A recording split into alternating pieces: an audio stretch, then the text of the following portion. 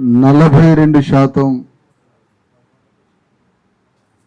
బీసీల 42% రిజర్వేషన్ల సాధన సమితి ఆధ్వర్యంలో జరుగుతున్న ఈ ప్రెస్ మీట్ కార్యక్రమాన్ని కోఆర్డినేట్ చేస్తున్న ఐలి వెంకన్న గౌడ్ గారికి, ముఖ్యంగా ఈ కార్యక్రమానికి chief justice retired justice Eswaraiah గారికి, ఇంటలెక్చువల్ ఫోరం రాష్ట్ర అధ్యక్షులు రిటైర్డ్ ఐఏఎస్ అధికారి చిరంజీవి గారికి, బాలరాజు గౌడ్ గారికి, వేదిక మీద ఉన్న పెద్దలకు, ఇక్కడ ఉన్నటువంటి ప్రతినిధులందరికీ, ముఖ్యంగా ఈ కార్యక్రమానికి హాజరైన జర్నలిస్ట్ మిత్రులందరికీ, జర్నలిస్ట్ మిత్రులంతా ఇలాంటి కార్యక్రమాల్లో చాలా స్పష్టమైన మార్గాన్ని తెలుసుకోవాలని కోరుతున్నాను జర్నలిస్టులు. ఎందుకంటే ఇక్కడ దొరుకుతుంది. అసలు ఈ కార్యక్రమం దేనికోసం, ఈ ప్రెస్ మీట్ అంటే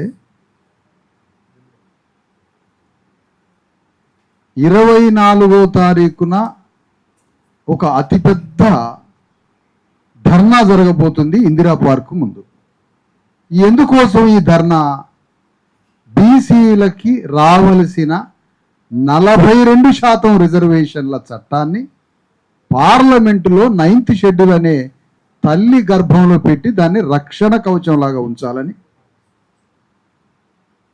అంత పెద్ద కార్యక్రమాన్ని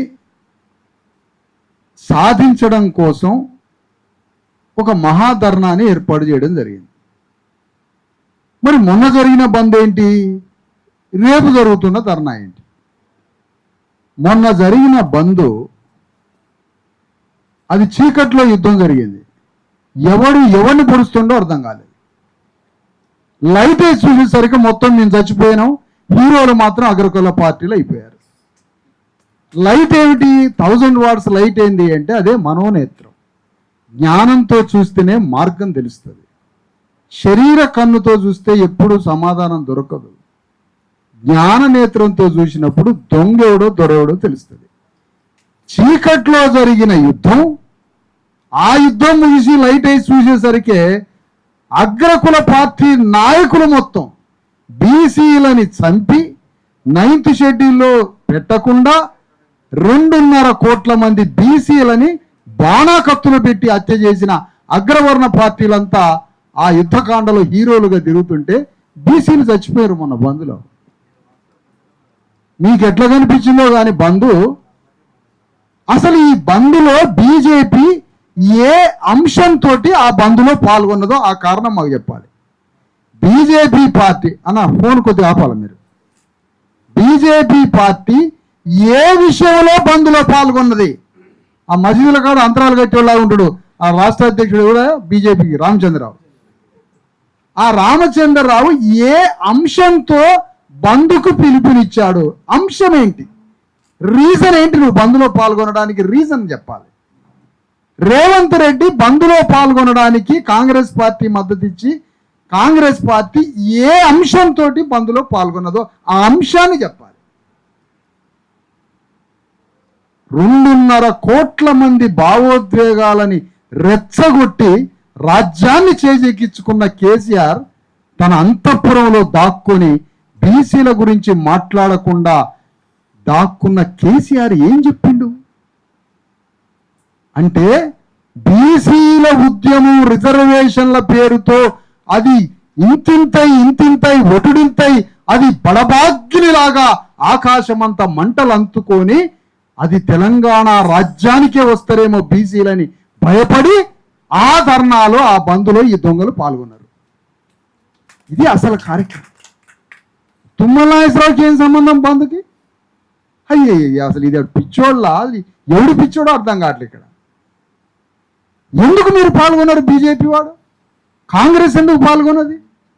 అసలు మీకు ఏం అవసరం?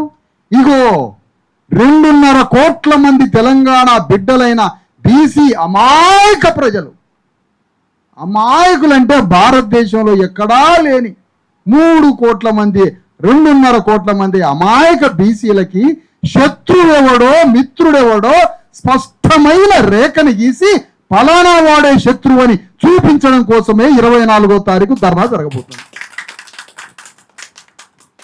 ఆ ధర్నాలో బీసీలకి కావలసిన 42% రిజర్వేషన్ల చట్టాన్ని పార్లమెంటులో పెట్టడానికి కావలసిన కార్యాచరణ యుద్ధాన్ని ప్రకటించడం కోసమే రేపు ధర్నా జరగబోతుంది ఇందిరా పార్కు దగ్గర. లేదంటే పాపం ఈ అమాయకుల్ని ఎవడెత్తకపోతాడో అర్థం కాదు. కాకెత్తకపోయిద్దా, పిల్లెత్తకపోద్దా, పులెత్తకపోద్దా తెలియదు. వాడే వచ్చి ధర్నాల పాల్గొంటాడు. అన్న కొద్దిసేపు ఏమనుకో ప్లీజ్. ఆ స్పష్టత చూపించాలి.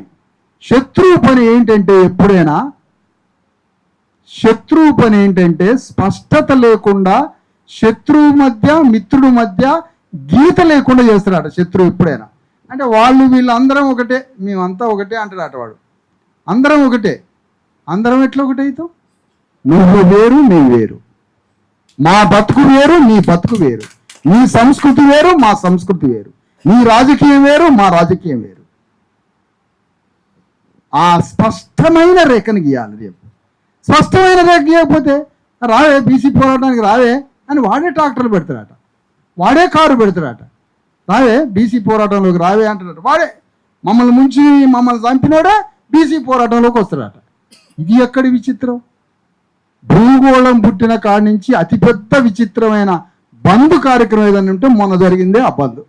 ఇంతవరకు భూగోళ చరిత్రలో అంత కన్ఫ్యూజ్ బంద్ జరగలేదు. కానీ మేము పాల్గొన్నాం చూడండి మొన్న బంద్లో. ఎల్బీ నగర్లో కూర్చున్నాం. ఎల్బీ నగర్లో ఒక ధర్నా చేసినాం మేము నడి రోడ్డు మీద. అది ఎయిర్పోర్ట్ దాకా ఆగింది, యూతల సికింద్రాబాద్ దాకా ఆగింది. మేము కూర్చున్నది దేనికి? బంద్లో 9th షెడ్యూల్ కోసం కూర్చున్నాం మేము. స్టేకి వ్యతిరేకంగా కాదు, కంటెంట్ ఆఫ్ ద కోర్ట్ అయింది. కోర్టు ఇచ్చిన స్టేకి వ్యతిరేకంగా ధర్నా చేయకూడదు. వాడిని పిచ్చోడు అంటారు, తిక్కలేసింది అంటారు. వాళ్ళకి మెంటల్ పిచ్చి వేసింది, పసర్లు పోయాలి వాళ్ళను. ఇట్లే స్టేకి నిరాకరణ, స్టేకి న్యాయమూర్తి ఇచ్చిన స్టేకి వ్యతిరేకంగా నడి రోడ్డు మీద కూర్చోవద్దు. రేవంత్ రెడ్డి కుతిక పిసుకడానికి కూర్చోవాలి నడి రోడ్డు మీద. బీజేపీ అనే కేంద్ర ప్రభుత్వం, కేంద్రాన్ని పరిపాలిస్తున్న బీజేపీ పార్టీ 9th షెడ్యూల్లో పెట్టడానికి రేవంత్ రెడ్డి తాను యుద్ధం చేయాలి కేంద్రం మీద. 2.5 కోట్ల మంది సమస్య కాకుండా నీకేం సమస్య ఉందా? ఇంకేముంది నీకు సమస్య? పార్లమెంటులో 9th షెడ్యూల్లో పెట్టడానికి రేవంత్ రెడ్డి యుద్ధం చేయాలని రేవంత్ రెడ్డి మీద మేము యుద్ధం చేస్తాం. ఇది రేపటి కార్యక్రమం. పార్లమెంటులో నువ్వు శాసన నిర్వహణకి నువ్వు తండ్రి లాంటివాడివి, ఫాదర్. ఈ రాష్ట్రంలో ప్రతి చట్టాన్ని అది పార్లమెంటు పరిధిలోకి వస్తుందా, రాజ్యాంగ పరిధిలోకి వస్తుందా, సుప్రీంకోర్టులో చేయించుకుంటావా, దానికి మందు ఎక్కడ ఉందో నువ్వే కాగితాలు సంకల పెట్టుకొని ఢిల్లీకి అప్ అండ్ డౌన్ చేసి 2.5 కోట్ల మంది బీసీల సమస్యని దీన్ని 9th షెడ్యూల్లో పెట్టించే అతిపెద్ద పని రోజు రేవంత్ రెడ్డి చేయాలి. మేము ఢిల్లీ పోయి ఒక కాగితం ఇచ్చొస్తాం ప్రధానమంత్రికి, రాష్ట్రపతికి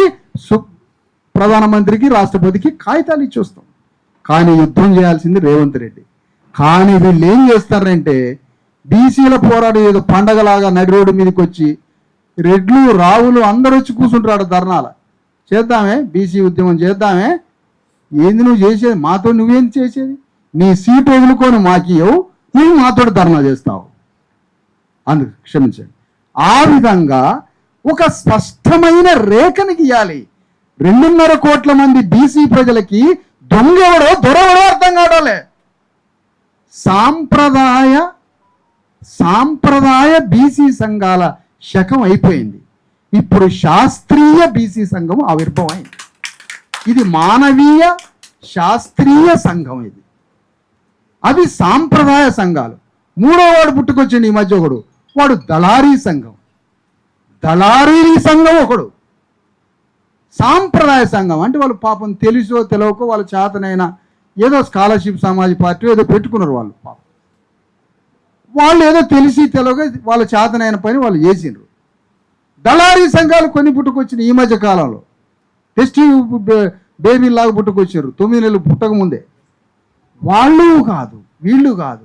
ఒక scientific approach and human face, constitution మీద పూర్తి నియంత్రణ కలిగిన, రాజ్యాంగ స్వాభావిక లక్షణంతో పోరాడే నిపుణత, నైతిక ధర్మం ఉన్న ఒక శాస్త్రీయ హేతుబద్ధ మానవీయ కోణంలో కలిగిన ఒక బీసీ 42% బీసీ రిజర్వేషన్ల సాధన సమితి ఆవిర్భావం జరగబోతుంది.